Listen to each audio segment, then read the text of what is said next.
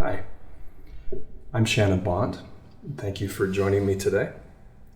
It's my intention with these sounds to assist all of us in finding where fear impacts us in our lives, to send that fear love, and ideally to replace that fear with love.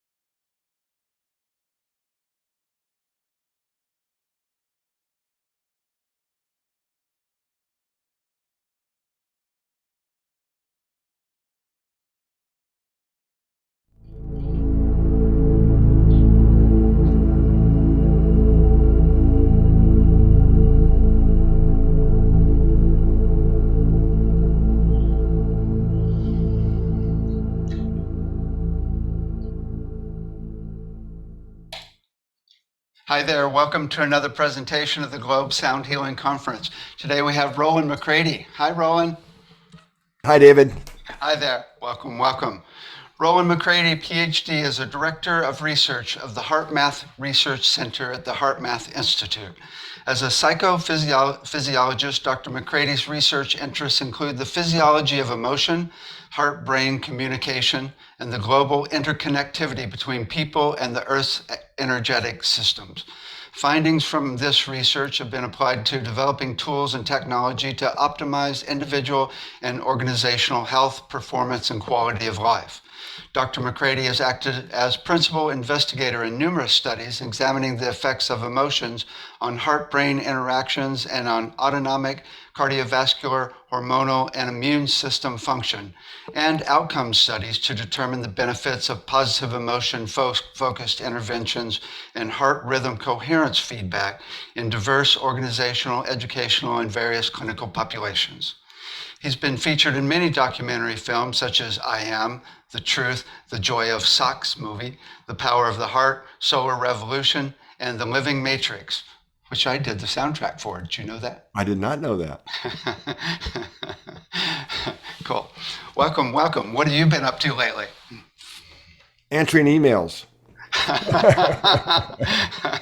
I assume you're never bored, huh? Yeah, no, I mean, but that's actually true. So much time these days is taken up in that type of administrative things. But our team has been pretty busy, a research team, with a lot of new projects. We just launched a global tree monitoring project and actually getting the devices sent out around the world. We're becoming the new home base for the Global Consciousness Project, which is really part of our larger initiative for really doing very rigorous scientific research on how we're all interconnected through the energetics of the planet and other ways as well. So we have multiple angles now to that will allow us in the future to really do some, I think, new cutting edge science on how we're interconnected with each other and the planet itself.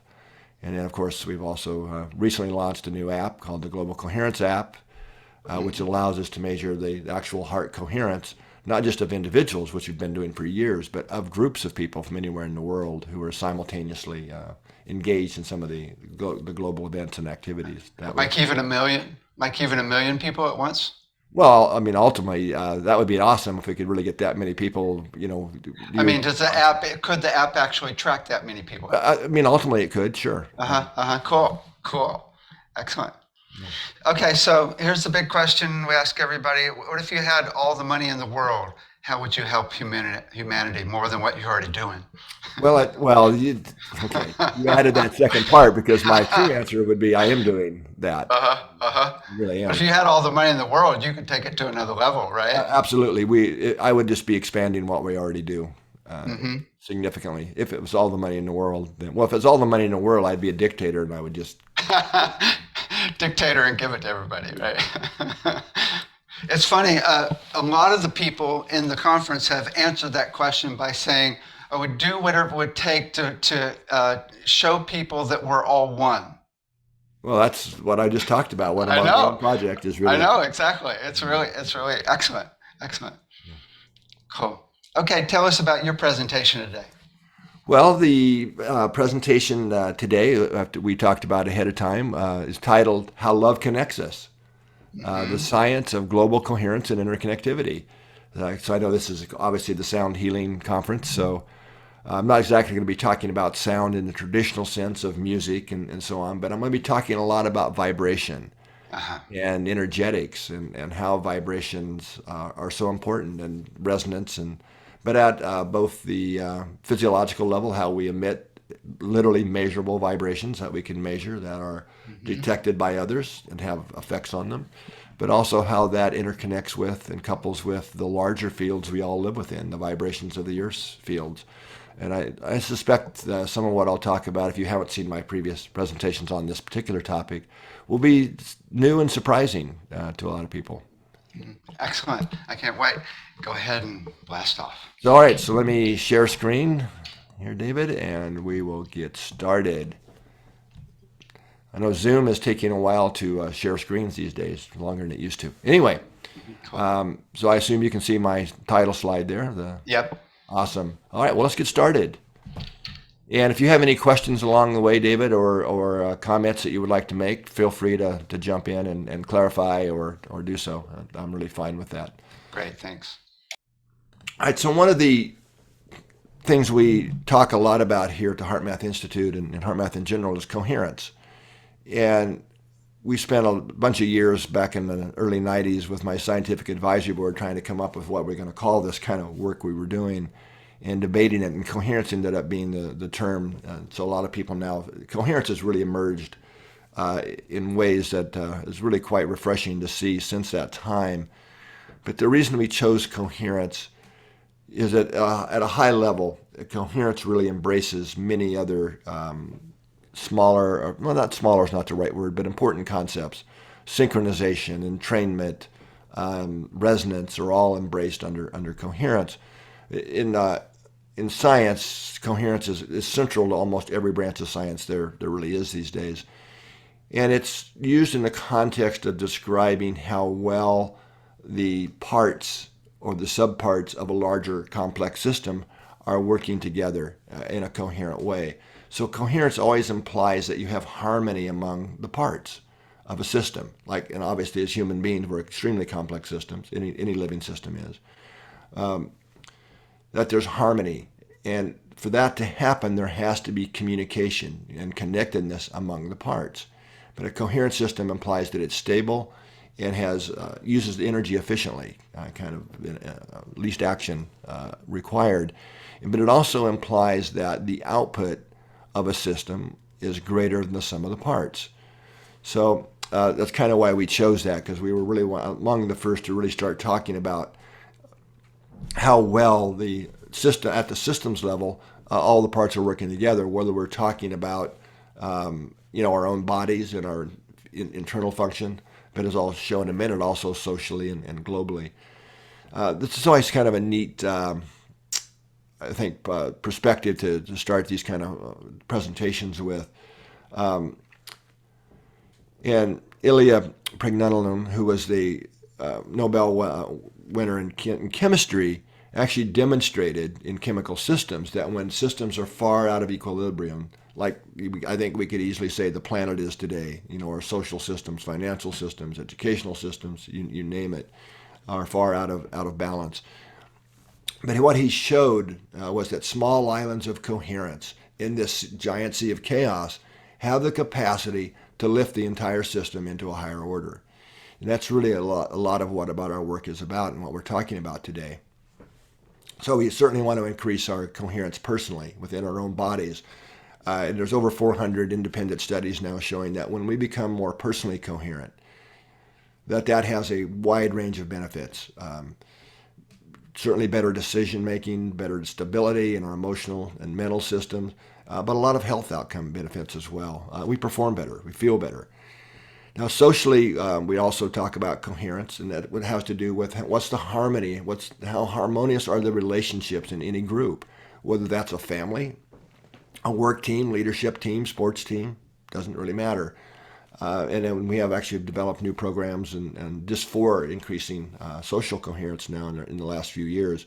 Really, how do we get along better? How do we rise above our own biases and belief systems to at least incorporate the view of others? Not that we necessarily have to agree with everybody, but be able to at least get along in the heart, so to speak.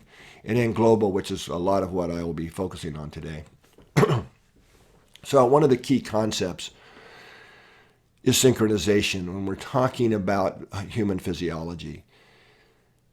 And a lot of people don't realize this, but it's actually the brain's ability to synchronize its own electrical activity that underlies our ability, our capacity to even be awake, right?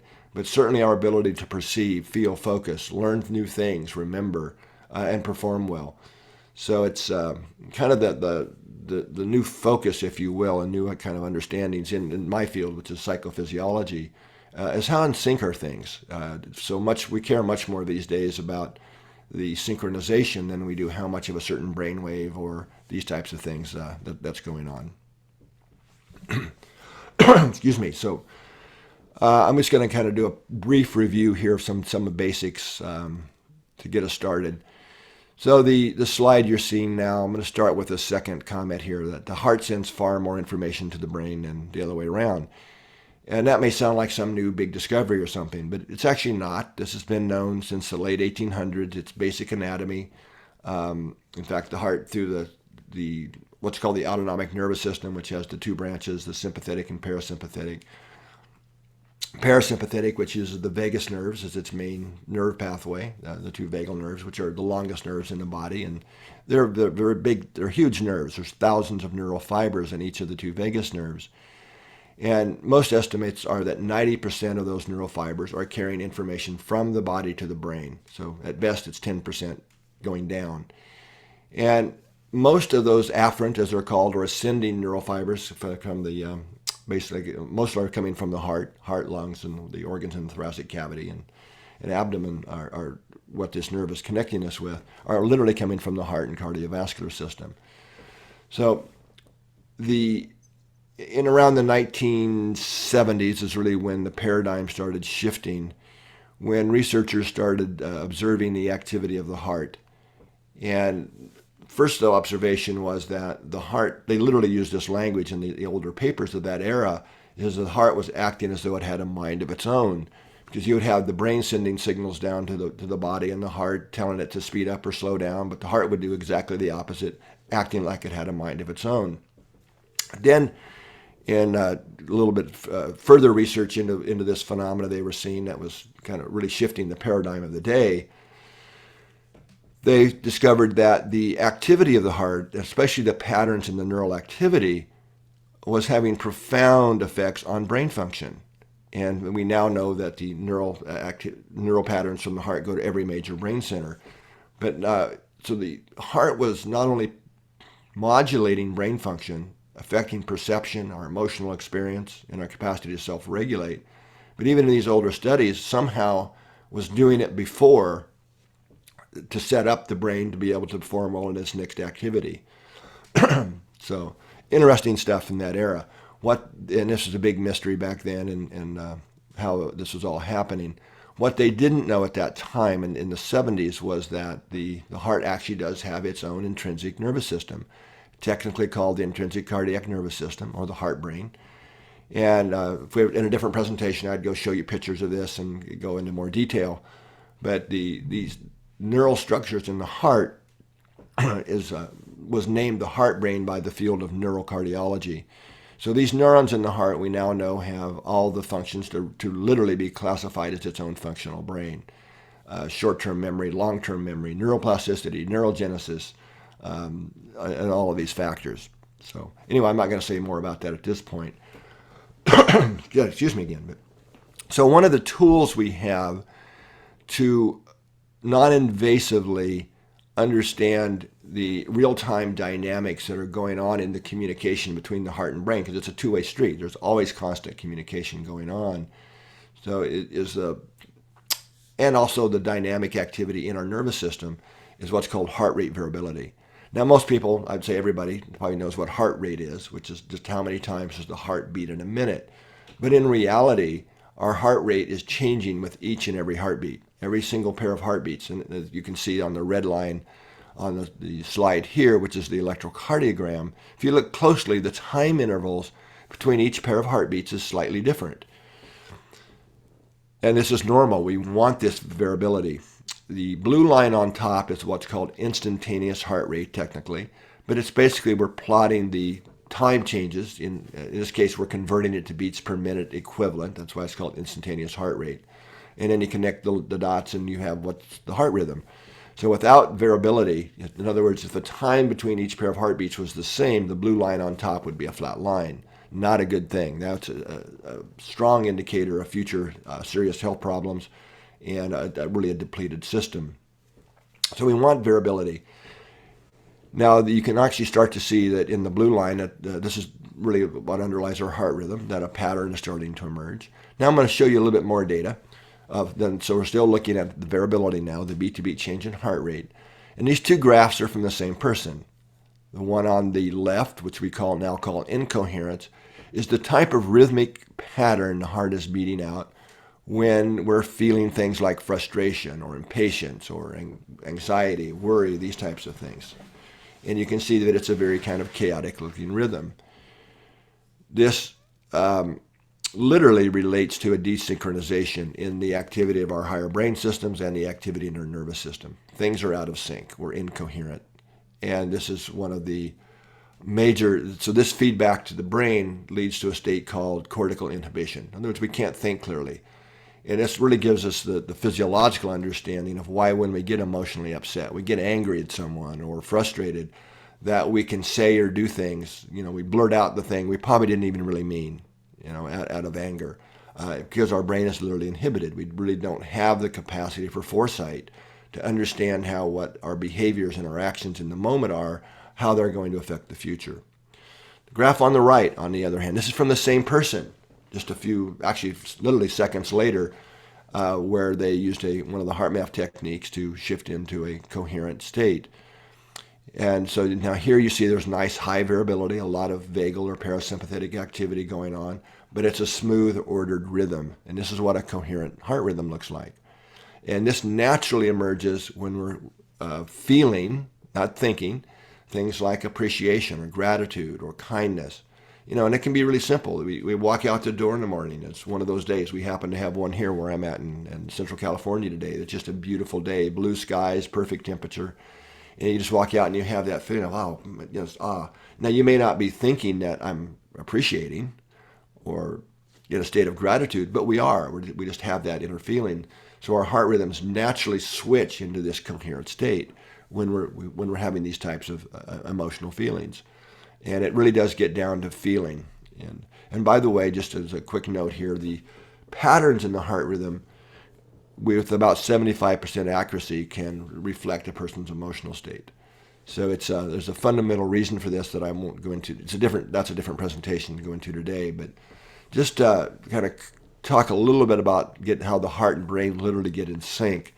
So what you're seeing here now, all these squiggly lines are the top, except for the bottom one, are brain waves. Okay, and then just at different locations on the brain. The bottom trace says ECG on the left down there. That's the heartbeat. And I've just drawn some black lines in so you can see where the heartbeat is. And you can actually see right in the raw data how the brainwave activity tends to synchronize to the cardiac cycle, to the heartbeat. And what's even more amazing, if you look kind of carefully, you see the brain shifting states, functional active states between heartbeats. So the heart is the trigger for a lot of this. And that's, again, a whole other topic. I could do an hour just on this. But this heart-brain synchronization is something we can actually measure and quantify. So this is just a data from a group of about 30 people in their baseline resting state. And on the left and on the right is when they're in a coherent state. The brighter the red, the more synchronized the brain waves are to the heart. Right? So we can see we're in a coherence. This is a dramatic difference of synchronization. So when we talk about getting the heart and brain in sync, this is a literal thing, literal synchronization. And what most of the studies are pointing to is that when we get the heart and brain in sync, that's what really underlies our capacity to think more clearly, to make better decisions, to perform well, faster reaction times, and the list goes on. So it's really how do we get our systems in sync. Okay, I'm going to switch topics now. I just wanted to give you that kind of basic understanding, which I'll tie back to a little bit later.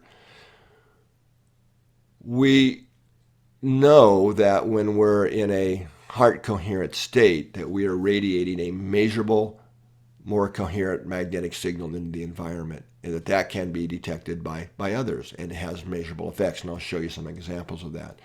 So this is literal vibrations we're measuring now. So our thoughts and attitudes affect, these are vibrational frequencies that are being carried by the heart's field. And that is, we're radiating that whether you believe me or not, or whether we're in a positive or a negative emotional state. So just to give you a little more background on this, when we put electrodes on the body to measure like the electrocardiogram across the chest, or we put them on the scalp to measure brain waves, what the electrodes are measuring, what they're picking up quite literally, is current flow. That's why it's called the electrocardiogram. We're measuring electricity, the flow of current. But basic physics 101, whenever you have a flow of current, you produce a magnetic field. Now, magnetic and electric fields are quite different animals, so to speak. But one of the properties of a magnetic field is they go through things. This is why our cell phones work indoors, right? Or we can listen to a radio or a TV inside. It's the magnetic component that's easily going through the walls of the elevator. Even if you're in an elevator, you can use your cell phone. So it's the same thing physiologically. The magnetic component easily radiates through the skin and out into our environment around us. You can think of this as your personal field environment. Now, the electrodes don't see that. We have to use a different device, and that's called a magnetometer to measure the heart's magnetic field. And with today's magnetometers, you can measure the cardiac field with the devices about 3 feet. The same device, you're measuring a brainwave, you measure it about an inch away. So clearly, energetically speaking, the heart's the big player here, the big radiator. Now, the field obviously doesn't stop there. It's just the sensitivity of the devices to measure them. Now, when we do spectral analysis of the information being carried by the fields, and by the way, I used to be, my first career, I was a communication engineer. I used to work for Motorola and high-level communication systems. And so we know a lot about using electromagnetic fields, especially the magnetic component, to carry information. Right, so we're doing the same thing is what I'm really saying here. In fact, we probably invented the technology we have based on how we actually operate. So using very similar techniques that we would have used back, or I did use back in the old days, to demodulate or look at the vibrational information being carried by a carrier wave, which the heart is in this case. We do the same thing for the magnetic field of the heart. And you can see that there are very different informational patterns being carried by the field. So on the left is appreciation versus anger on the right. The main thing to take away from this is they're different. So with our different emotions, we are literally radiating different spectral or informational patterns being carried by the field. Now, when we do experiments based on this, this was a study that was a PhD dissertation study quite a few years ago. It's a really well done study. And what this guy did is he took 40 people and he divided them into groups of 4. And they're sitting around a table, kind of like you see in the image here, where they're being monitored and wired up to measure their heart rhythms and coherence and so on. 3 of these individuals were trained 2 weeks before the experiment, so they're not lifetime experts or something, just 2 weeks before, how to shift into coherence. And they got some technology to help them practice that, to make sure they could make the shift when on demand and do it in a way that nobody knew they were doing it. The 4th person in each of the groups, the 10 groups, was naive to what the true purpose of the experiment was. Again, it was a very well-controlled experiment, and I won't go into all the details. It's all published if you want to see the details. But bottom line, when the 3 individuals around the table shifted into coherence, and in a way that the naive person didn't know what was happening, there was a measurable increase in the coherence of the 4th person. In other words, it had a measurable physiological effect, a lifting effect into a more coherent state. So this has been replicated many times since, but even more exciting is some of the newer work that's showing that this can happen non-locally. So this is data from a group. We had about 20 people, well, actually it was 20 people in a room, all wired up at the same time, and we took them through a bunch of protocols. And, so this is what the 2 rhythms of 2 different participants, what it normally looks like, just kind of hanging out, sitting around. There's really not much correlated activity or synchronized activity. Now, when we have them get coherent, and one of the heart math techniques is called the heart lock-in. This is more of a heart meditation where you really kind of sustain that feeling of love or appreciation or kindness for someone else. But I won't go through all the details. This is many steps in the protocol here, but this is the exciting part. Is when we paired them up, and I don't mean physically, but energetically. Say, okay, person A, you're going to send love and appreciation to person B wherever they were located, and vice versa. So each of the pairs were done that. This is what happens, or what happened in this experiment anyway. And you see an amazing degree of synchronization occur. In other words, this is heart-to-heart, heart rhythm synchronization amongst the participants. And on the right side is the power spectrum showing the actual frequencies that their heart rhythms are oscillating or vibrating at, and then on the left is the actual time domain rhythms that you see. So again, this is really kind of amazing. Now, taking this a step farther, one of my friends and colleagues in the UK, Peter Granger, started this work, so I want to give him credit, of looking at this non-locally. He was actually using some of our devices to do this work, but I won't go through all the details here, but this is kind of the takeaway. This was one of his early experiments, a husband and wife, and they're in separate buildings, so there's no visual or auditory cues or anything like that. And you see that, so they're 80-some feet apart, that their heart rhythms came into this synchronization. They're not normally that way when they actually felt love and appreciation for each other, or in this case, when the husband was feeling love for his wife. This is an amazing degree of synchronization, very, very surprising.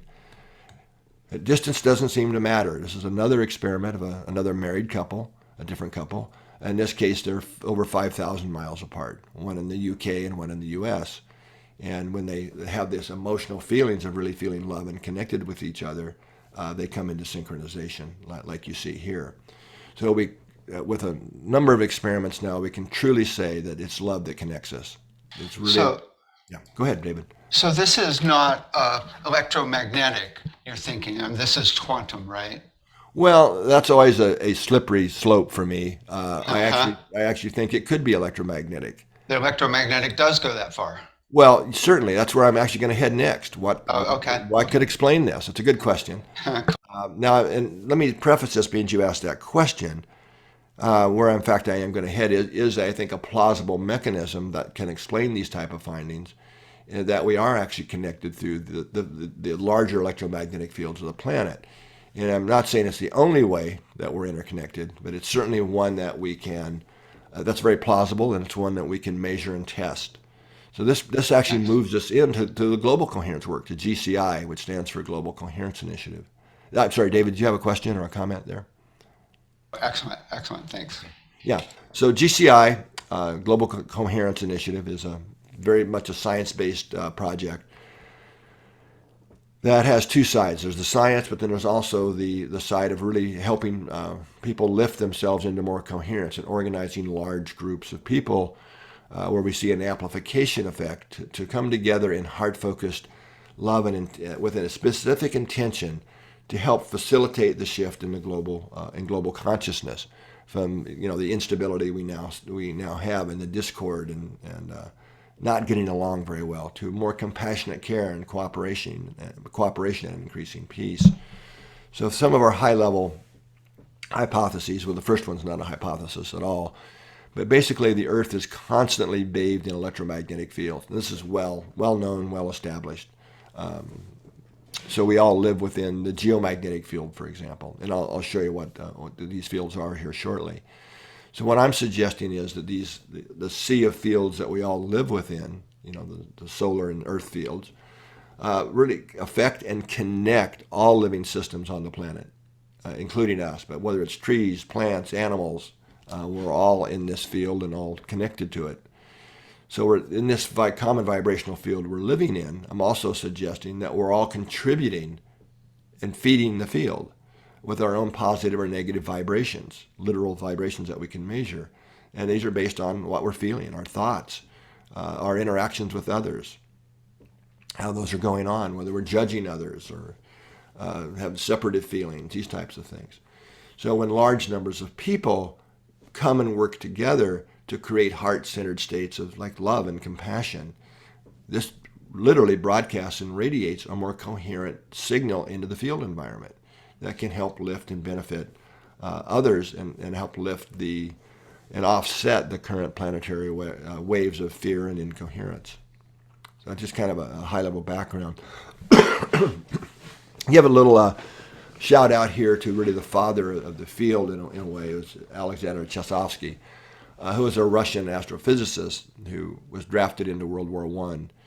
So being an astrophysicist, he was kind of keeping one eye on what the sun was doing because that was his main interest in life. But meanwhile, he was in the middle of a war. And it appeared to him that when you had a lot of solar flares and high solar activity, that was affecting the people down here on Earth, that they were just having bloodier battles and just kind of making more crazy choices and things like this. So that got him intrigued. And so what we mean by, and I'll show you his original data here in a second, that so the solar cycle, which is a 10.5 to 11-year cycle, it was during the peaks of the cycle when you have more solar flares and the solar activity is what we're really talking about. So we can kind of see pictures of a quiet sun and a more active sun here. So this is his original data. Start with the blue line on the left side on the top graph. We're dating back to 1749 there, and then it wraps around up to early 1920s when he first published his work. What's being plotted on the blue line is the number of major human events that occurred each year from 1749 up to 1920, the early 1920s. So major events, these are things like starts of wars, revolutions, but major things that had planetary impact. The red line on the bottom is the solar cycle for the same time period. It's an amazing degree of correlation. And when I first learned of this, actually I learned of this first from Franz Hallberg, who coined the term circadian rhythm, one of my many mentors along the way. And I was just shocked to see this. And this has been brought into modern times and redone by many researchers and is a very real, very strong finding, these strong correlations. Now, remember, this is in the 1920s when this was first published. At this time, nobody knew about things like X-rays and gamma rays and solar flux radiations and all of the stuff we now know about, UV radiations and all these higher frequencies. In fact, Chesovsky doing also work measuring human physiology, which he was also doing, actually predicted that there had to be unknown radiations from the sun that were affecting physiology, but was yet to be understood. And so he's now been obviously proven right. Before I go more into that, though, I want to also underline what you're seeing on this slide. This really needs a neon slide around it, and I probably should underline it and jump up and down here a little bit.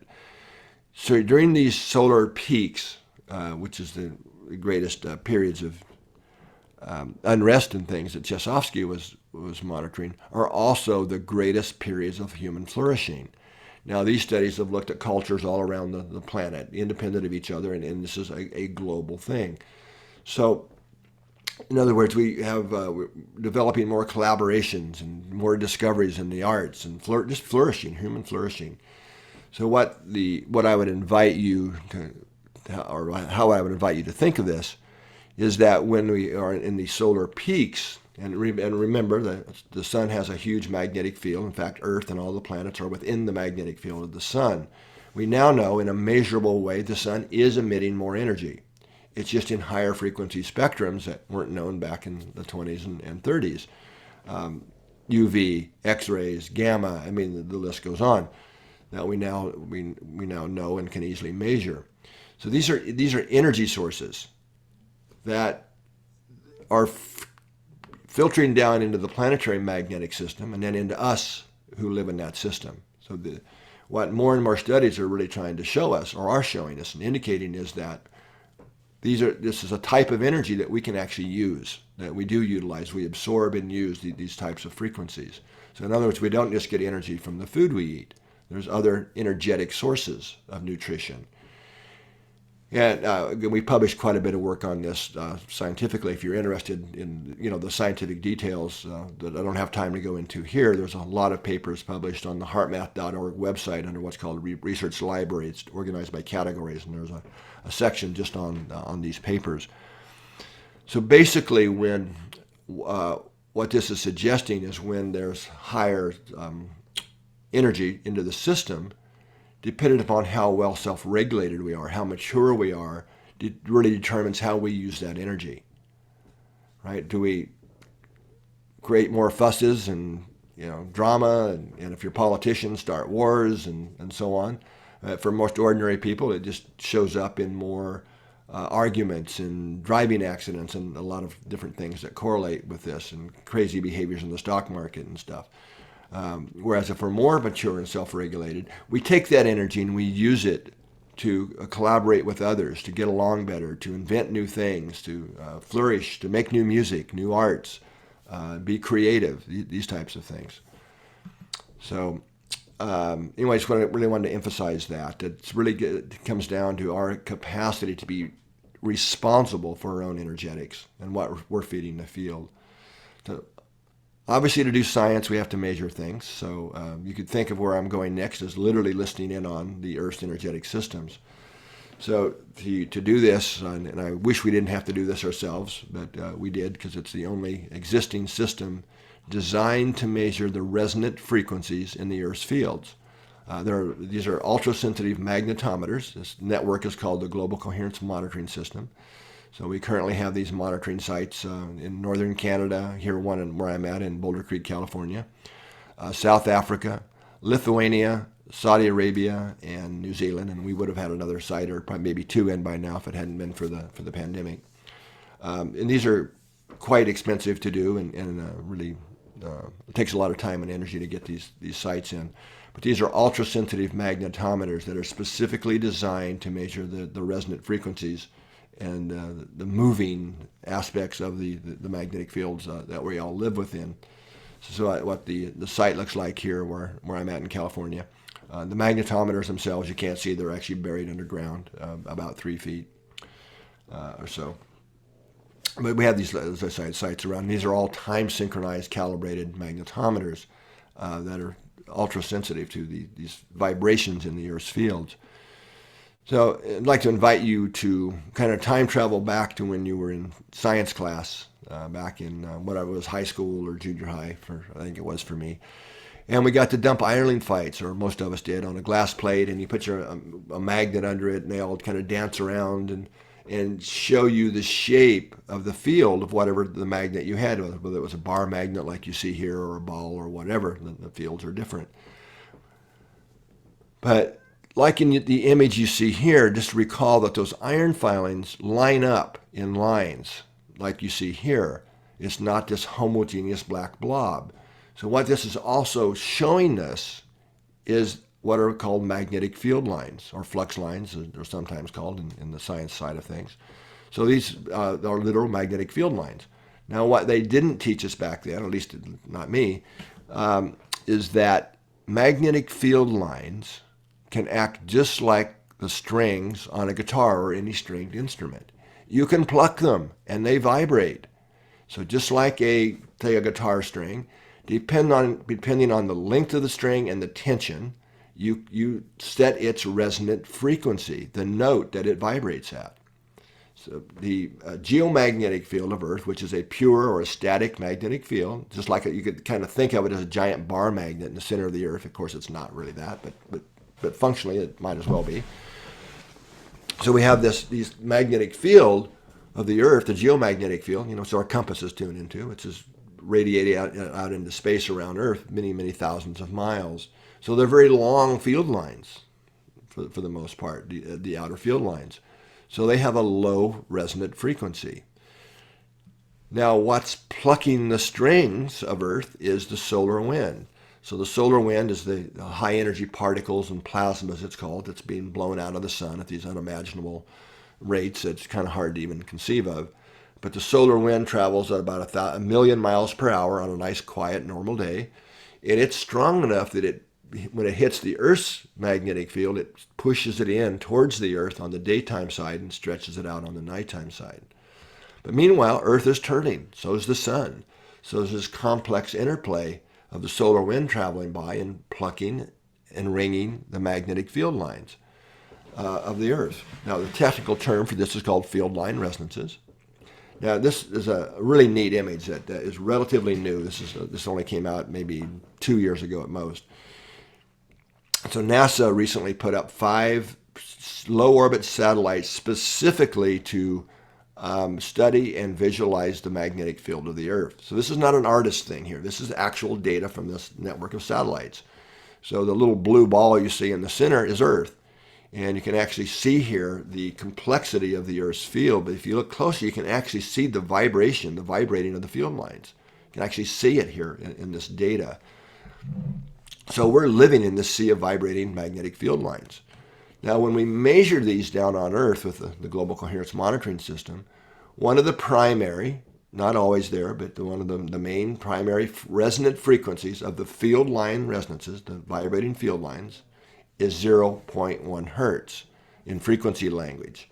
A lot of you probably understand the conversions between time and frequency here. But in the time domain, that is a rhythm that occurs one cycle every 10 seconds, which is exactly the same frequency as the human heart rhythm when we're in a coherent state. Okay, so let that soak in. And especially in this audience, you all get resonance, right? Like the tuning fork example of how we couple or transfer energy and information between two systems that vibrate at the same frequency. David, looks like you have a... Yeah, I have to tell you, I've measured the most common distance between a set of waves on the ocean, and they're about 0.1 cycles per second. Makes sense, doesn't it? So it's like the ocean is also entraining us into this love energy. Well, if you think of it as a coherent system, Earth, human, solar, it makes total. I didn't know that. If you've ever published that, send it my way. I would love to include that in some of my talks. Cool. I actually use ocean waves a lot when I'm trying to explain what spectral analysis is, and the different waves. And Cool. So the second magnetic system worth discussing here are Schumann resonances.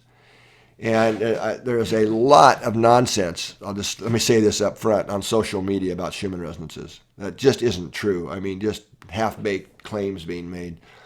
But it's important to understand how these are a completely different mechanism than the field line resonances I was just describing.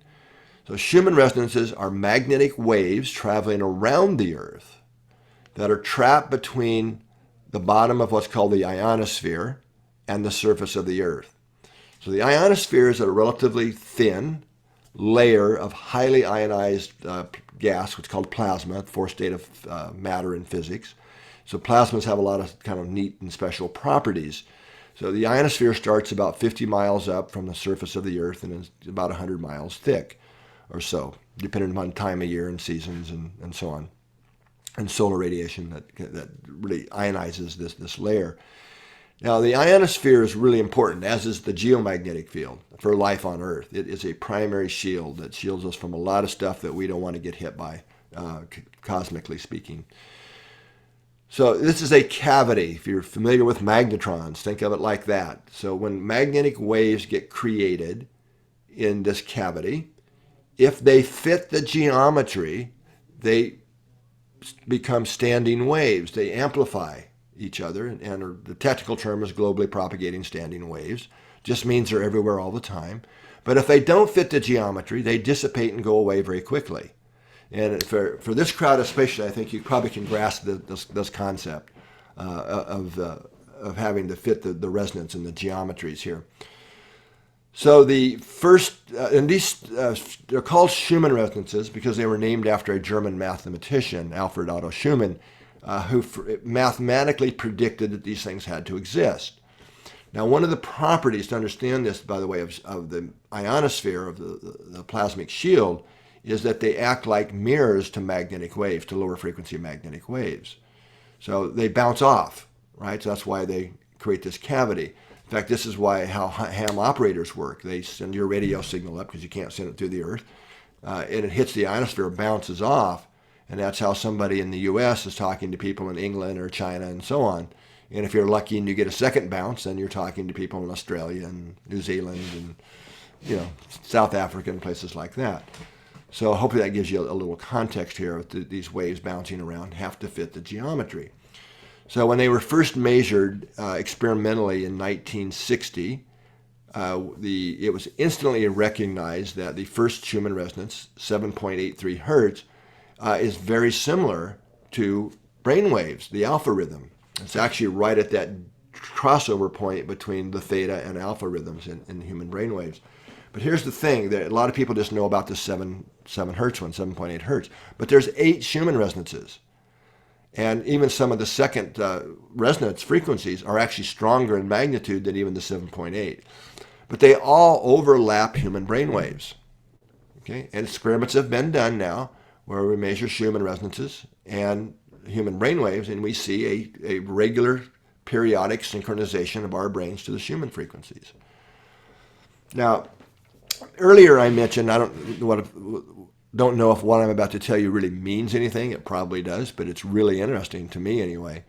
Remember earlier when I started this presentation, I was talking about the Hartz field and how we can measure it feet from the body, and you can measure a brainwave about an inch away. It's the same ratio of magnetic field strength at the scale of Earth.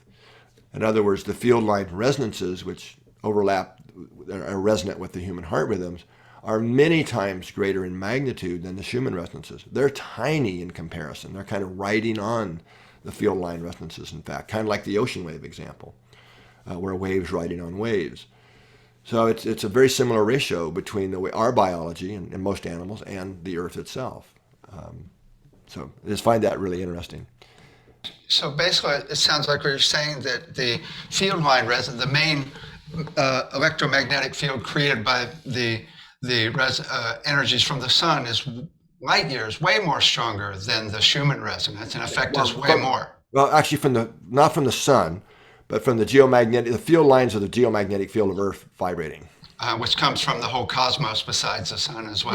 Yeah, and it's the solar wind that's plucking the strings and causing the vibe. Also, I wanted to just make sure people get that the Schumann resonance is not going up. Well, yes, thank you. That's how I started. I meant to make that point. Thank you for bringing that back.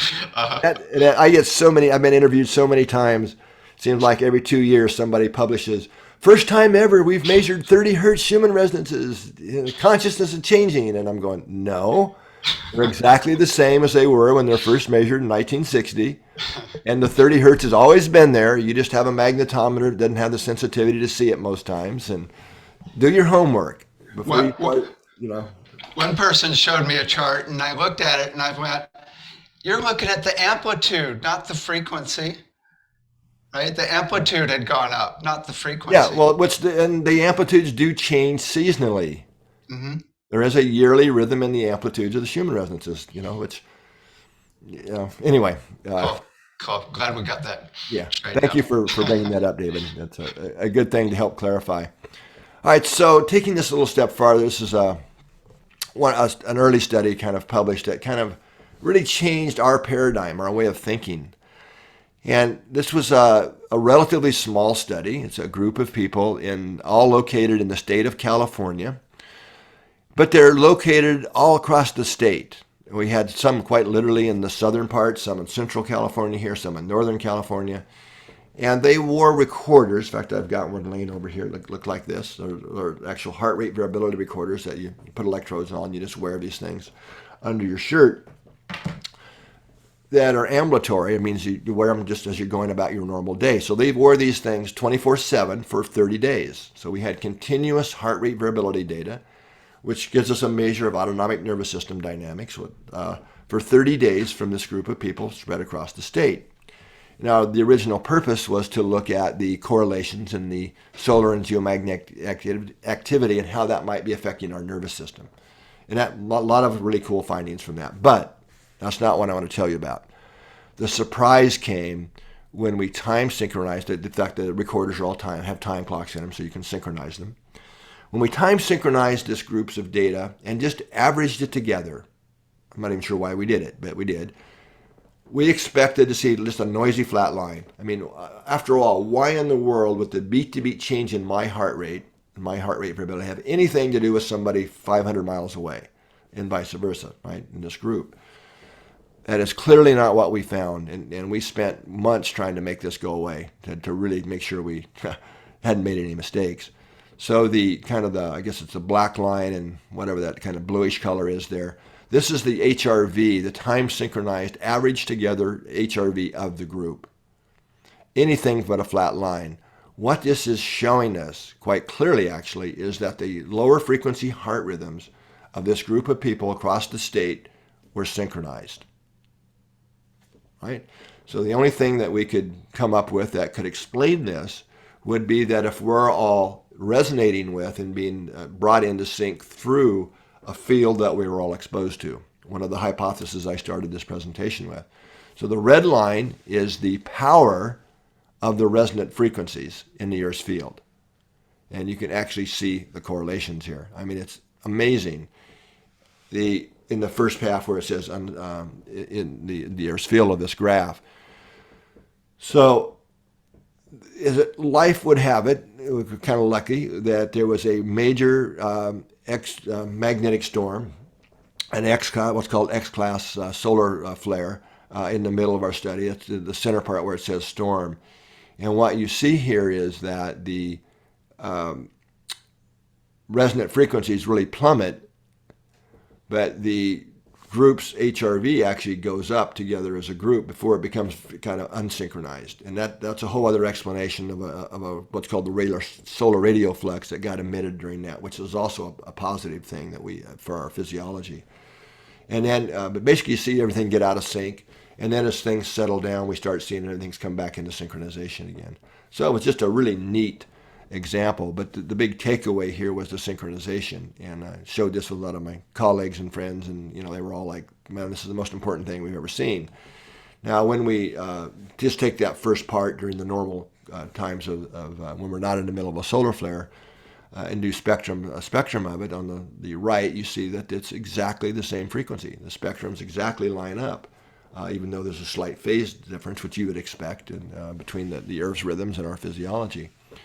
So pretty cool stuff. So this was a relatively small study, California. We figured we better see if we can extend the study to the global level, which we've now done.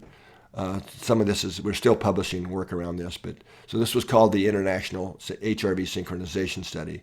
So now we've got a much larger study. We've got 20 groups of 20 people in 5 countries. So a lot of data, right? And able to ask a lot of new questions. So there's some of our groups. We had the groups in the areas where we have magnetometers because we wanted to look at the local versus global fields and any differences. And so this is a study that was just published a few weeks ago, actually. But before I get to that,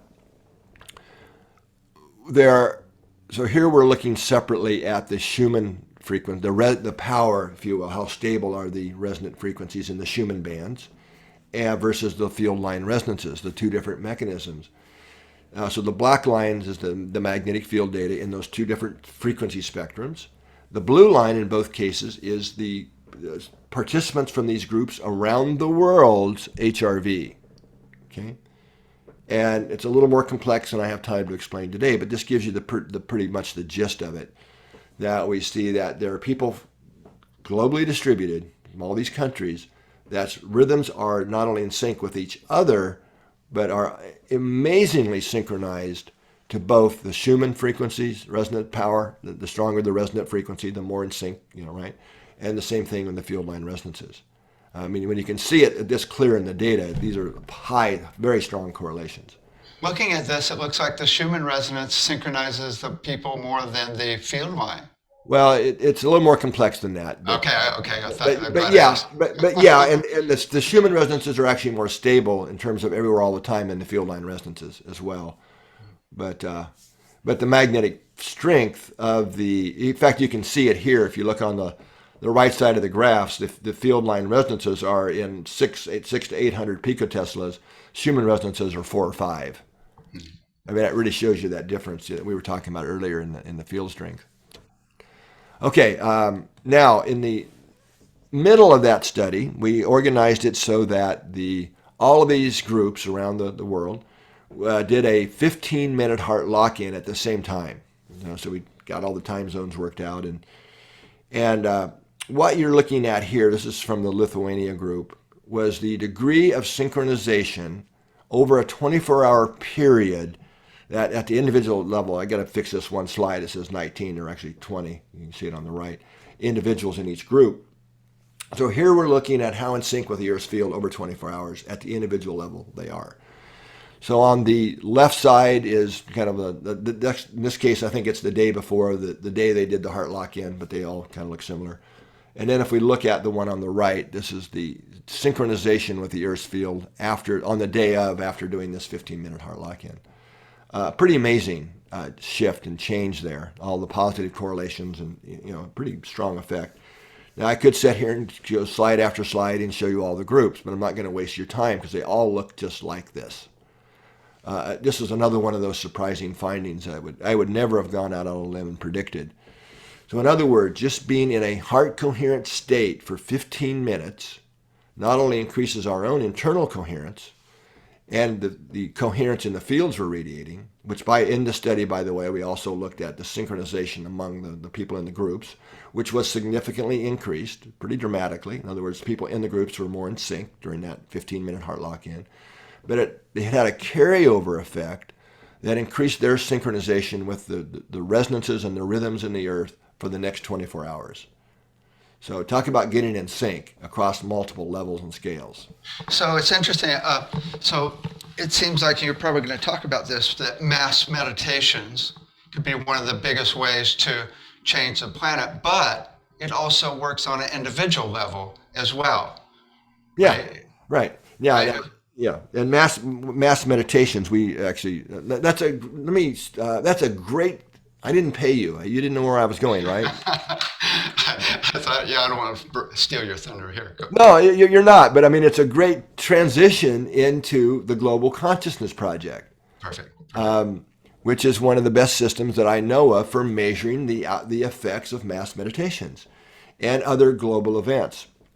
I suspect a lot of this audience is familiar with GCP, the Global Consciousness Project, and probably the most famous graph from that is this one here, which was the output. Well, let me back up. For those of you who may not be familiar with it, I think of GCP, or the Global Consciousness Project, not to be confused with the Global Coherence Initiative, as a giantly distributed scientific instrument of physical devices that are random number generators, which is very hard to make a good random number generator, by the way, that really spew out purely random numbers. But these devices are around the world, and over 20 years of work now with Roger Nilsson, who founded this project at Princeton, has shown that events that trigger a large emotional outpouring, it's not mind intention, it's when we feel something, that it changes the network of this global network of devices in a correlated way. And that's a really important part to take away from this. It's the correlated activity of the global system.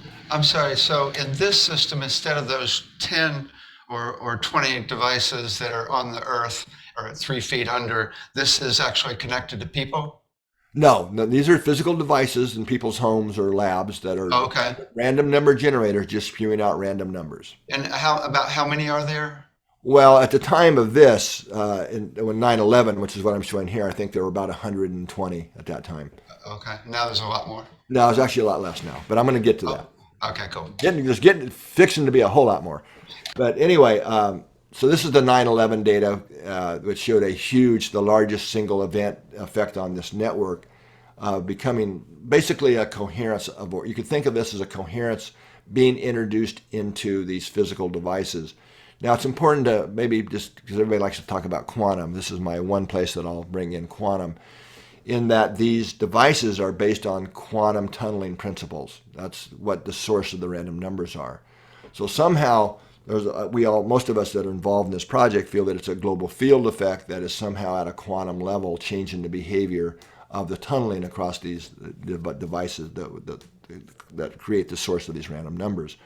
But anyway, in this case, you actually see that there was an effect before the first attack even occurred in the network. And that we see that in other places, like before large earthquakes and things as well. But my favorite study, that Dr. Nelson Roger, a good friend of mine, has done, is this study here, where this is after 20 years and many events had been studied and formally analyzed. So he divided the different events into their level of love and compassion. So things like we were talking about, David, global organized meditations or prayer days where we really focus on compassion or peace, global peace days, Earth days, these types of things, have a lot of love and compassion in them by design. Then the medium category you see on the slide here, these are events that also evoke a lot of emotion, but not necessarily a lot of love and compassion. So this might be a Super Bowl or a World Cup, big sporting events, a lot of emotion, right? Kind of globally, and a lot of people paying attention and focused on it, but not the same level or the types of love and compassion. And then low are also big events that trigger a lot of emotional outpouring, like terrorist attacks and school shootings and these types of things. Then what he found was the events, as you see here, high in love and compassion, had a significantly greater impact on moving or modulating, I would say, the field than either the low or medium events. Pretty cool finding, actually, from my perspective. I was a physics major at UC Berkeley, and there's one law of physics that says if you have a combination of frequencies at the same frequency, it actually creates a resonant field greater than the parts. Exactly, the amplification effect. Right. So I mean, thank you for saying that, because it's really what in fact, God, you're so tuned in here. One of the things that part of the project for the Global Coherence Initiative is a thing called the Global Coherence Pulse. And this is where a lot of organizations have come together, we've all risen above our pettiness in a certain way and mailing list concerns and all that, where everybody's supporting this Global Coherence Pulse, which is a monthly heart-based meditation that we do the third Saturday. So this is supported by a lot of organizations: IONS, Institute of Noetic Sciences, Joe Dispenza, Greg Braden, Ubiquity University. I'll leave some out here. It's a very long list that all O&O Academy, Ubiquity University, the list goes on, to bring all of our members and followers together to pulse the planet with love and compassion on the third Saturday. So it's part of our science side is we're also monitoring what happens to the global field through, in this case, the global consciousness network. And this is the first one. We see a significant effect. And now these are relatively low numbers of people compared to like 9/11 and things like that, the terrorist attacks that are engaged. But what we're seeing here is that it's not so much the number of people, but it's how coherent are they to really have a measurable effect on the global field. So usually the average that are showing up live for a globe so far, and I hope this number increases greatly in the future months and years, is around 1,000. But over the last year and a half since we've been doing the global coherence pulses, we are seeing a significant effect across the whole experimental period. And then there's the guys at Unify, right? Yeah, Unify is one of our partners. I'm sorry, I should have mentioned them. Yeah, I mean, they've gotten as many as 1 million people. Right? Well, not really. Not really. He exaggerated a little bit. Yeah, I mean that's likes and things on social media, but people actually at the same time really doing a meditation together is. I don't think anybody's really pulled off 1 million that I know of. Wow, that would be a good goal. That would be an awesome goal. All right, so just one last aspect here, because I want to be somewhat sensitive to time here, as another aspect of the global interconnectivity research. And this is actually a brand new initiative that, if I'm honest, it's one that had I known how complex and hard to pull off it was going to be at the beginning, I probably wouldn't have done it. But we've created a global network for monitoring the electrical activity or the electrical potentials of trees. So this is a couple of, just to show you what I'm talking about, this is a couple of trees here on our property. We're in the redwood forest, so we got a lot of redwoods. So we're looking at the which is a redwood tree and an oak tree, and over a couple of month period. And you can see the electrical activity of trees is very rich and dynamic, and they have circadian rhythms and so on. So what we're doing in this adventure now is creating a citizen scientist project. So if you have a favorite tree and want to get involved and you kind of qualify to be a host site, you can hook up your tree.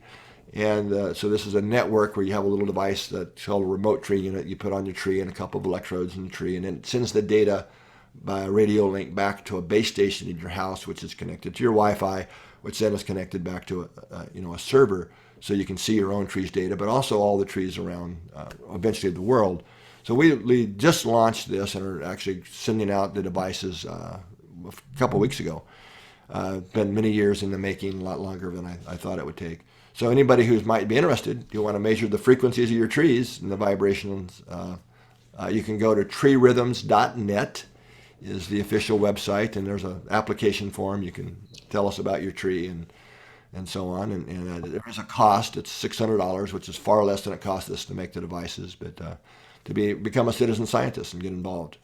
You should have an add-on like the companies that make the devices that actually measure the amount of electricity going through a tree and the way it's modulated and create music. Right? You can sell an add-on, and well, we could. You can listen to their trees as well. Yeah, you actually could. And then you listen to the whole global coherence song of the tree. I mean, people have been doing that for plants, especially. Not quite scientifically sound as they would like to think sometimes, but it does work. Mm-hmm. And in fact, one of my good friends, until he passed away a few years ago now, was Cleve Baxter. I don't know if you know Cleve, who Cleve was or not, but The Secret Life of Plants was based on his work, and we actually replicated a lot of his stuff here in our lab. We had one of those devices at the Institute, and we actually meditated with the tree, and we were able to change the song dramatically. Yeah. Cool. Yeah. It was really, really cool. Yeah. So what our research questions here, why are we doing this tree network? Well, as I mentioned, it's really part of our larger global interconnectivity research, of really being able to have multiple measures. As I suggested, all living systems are in the field. So we got the direct measures of the magnetic field. We've got the random number generator network, which, by the way, I forgot to mention, it's becoming the new home base for. And I've spent about the last year and a half with a team of scientists from around the world, including obviously Roger Nelson, who founded GCP-1, as we're calling it now. So we're really launching and getting ready to launch a whole new version of the Global Consciousness Project that will be the home base for, called Global Coherence Project 2, GCP-2. So if any people are interested in becoming a host for that, our goal here is to get 1,000 devices out there pretty quickly. to really increase the sensitivity of this global system. But anyway, back to trees.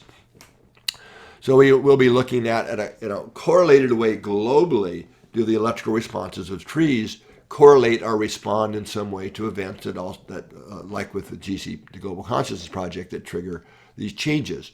Because just like we've learned there, it takes a lot of events over a lot of time and a lot of devices to really gain much meaning scientifically out of that. And the last one on here, I'll just make a quick mention of trees. It looks like and appears can actually help us predict future earthquakes. So in our tree monitoring system, we have electrodes on the tree, but we're also putting an electrode in the ground to the tree. And another one of our good friends and colleagues, I call him the grandfather of pre-earthquake signal research, really smart guy.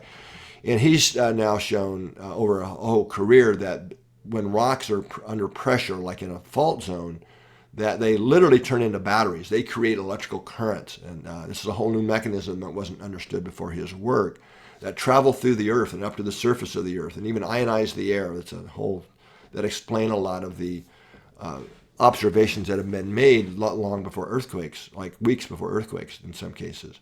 So this is a great way to measure the currents in the earth. It's through the root system of the trees as well. And there's already some preliminary data out of Japan that suggests that trees can predict larger earthquakes about 2 weeks before they occur. So that's kind of our high-level questions. Now, my mind just kind of exploded when I started to extrapolate all the living things on the earth, all the rocks and the core of the earth, all the frequencies that are all in this whole system, right? But we'll never be able to measure all of them because it's so expansive, right? But it's like just the trees are just giving you an idea that it's like way bigger coherent system on this planet than we could ever imagine. Yeah. Well said, David. Well said. So I loved your example of the ocean waves having the 10, the 0.1. Right. Right. It's like that blade of grass is synchronized to the tree. That bug is doing it too. Yeah. Well, there have been, just to kind of go off topic a little bit here, in terms of animal studies, there have been satellite studies now that show that globally, like deer and cows and larger mammals, they all line up with the magnetic field of the earth when they're grazing, when they're eating. Things like this, so. Anyway, here I'm about winding down here, but the heart coherence I've kind of been alluding to is really important. That's what gets us in sync personally, socially, and globally.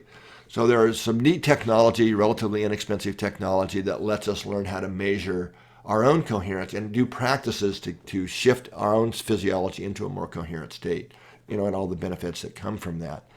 So this is a device called the M-Wave Pro, which is a more professional device, multi-user database, games, a pretty cool system.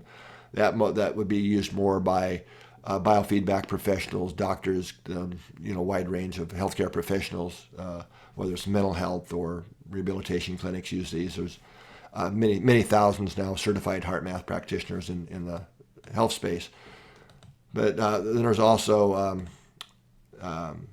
Inner Balance, which is kind of for personal practice, which uses a sensor that you put on your earlobe. There's a Bluetooth version or a wired version. Now, the same sensor, what's called the Inner Balance sensor, also works with what I'm going to suggest here, what I think would be a really neat thing for this audience, is the Global Coherence app. This is relatively new, created by the HeartMath Institute. And this is what allows us to measure group coherence. So the studies I was talking about earlier, like with the Global Coherence Pulse, where we're showing a modulation of the field through the other data sets, allows us to really track where people are and how coherent they are. So you can create your own groups to measure the coherence of the group. It could be a family, it could be a work team, or when we do these experiments, we have the global group that you join. So it gives you these neat visuals of how coherent you are personally and the group is. Lets you see your data and all the numbers for the left brain people like me that want to see all the numbers and activity. And one of my favorite things is the global map.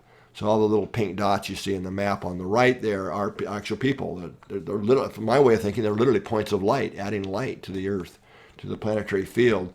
So you get to see who is there right now with me with this shared intention of shifting the planetary consciousness. and we do, organized events and so on.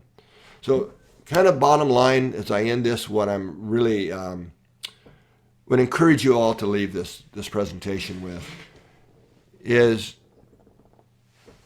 asking yourself throughout the day, what am I feeding the field? Am I feeding the field vibrations of anxiety, frustration, impatience? Or am I feeding the field more of the higher quality vibrations of compassion, care, kindness, cutting people slack, compassionate latitude? Because what I hope I've convinced you of today is what we feed the field matters. And it has everything to do with the social and global energetic and relational energetics that we all live in. So let's all work together to feed the field with more love and compassion. So that's my presentation for the day. And if you want to learn more, check out the HeartMath Institute at heartmath.org. Not .org. Don't forget that part. It's easy to. But anyway, David. Cool. Excellent. I got a couple of comments from the earlier part of your presentation. In physics, there's one law of physics that I call dominant resonance. And it's basically that a strong resonant field will overcome a weaker and train the weaker into the stronger. And it's really exactly what you're showing in detail at multiple levels, right? You're just proving it. If you think of it as being at every level of reality, it is the way any change in the universe at any level of reality happens. Mm-hmm. Right. Exactly that. Yeah, and it's not, and what you're saying, I think, is also true not just for systems that vibrate at the same frequency, like clocks, pendulums, or our tuning forks, but it's where we kind of cross into synchronization. In other words, brain waves are a very different frequency than heart rhythms, but yet they synchronize. Right. And it's a bummer, actually, because there's on one level, because there's a lot of negative or chaotic vibrations that we synchronize to, like negative energy, or just like chaotic electromagnetism in the atmosphere, or just the field of anger and anxiety and fear. So we have to really work hard to resonate and with the other parts that are more coherent. Yeah, and unfortunately, I think in today's world there are people and groups that make it their mission just to create chaos and messages of hate and fake news and all this stuff. Yeah, gives us something else to love. Exactly. Okay, so there's one thing I want to share with you that I've been researching myself, and that is, or looking at within my book, I talk about multiple levels of vibration. And it might expand the way you look at it. You might have already thought of this and just simplify it. But, you can look at coherence at the frequency level, at the timbre level, which is combination of frequencies, at the musical interval level, which is really the way you've been talking about, the relationship between two frequencies. But you can also look at it at the music flow level. Mm-hmm. And so at the frequency level, coherence I see as stable, consistent vibration as opposed to fibrillation or like just chaos, right? And then at the timbre level, coherence can mostly be a harmonic chord within the harmonics or frequencies that create a beautiful chord, although dissonant chords can be cool to move energy, right? And then at the musical interval relationship, that's the relationship of everything together that you were talking about mostly, right? But then the flow level of music, and that can be the flow of energy between ecosystems. Right. It can be the flow mentally, physically, emotionally, and even spiritually in the body. It's all about smooth flow. Mm-hmm. Exactly. That's what makes coherence. Yeah. No blockages. Yeah. Exactly. And if we talk about us, it's our ability, I would say, to really maintain our own internal coherence and flow through challenges of life that are coming our way with more grace and ease and kindness. It's interesting. I always say, when water in a river hits a rock, it just flows around it. It doesn't go God, this sucks. It just smoothly flows around it, actually. Perfect. Thank you. Thank you so much for my pleasure, and I'm it's really an honor to address the conference and your audience, and thank you for the invitation to do this presentation. Yeah, the work you've done is just so detailed, and it's really, really helping in a huge way, and I really, really honor that. Yeah, thank you. Okay.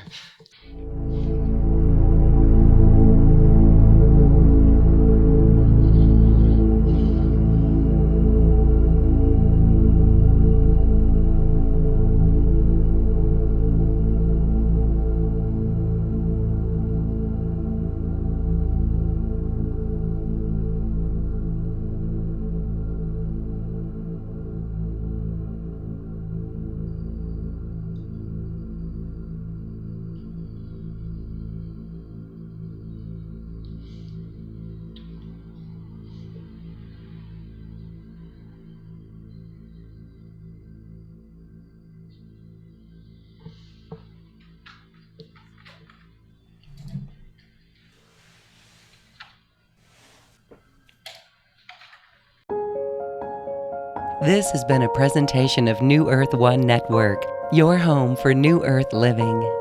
Visit newearth1.com.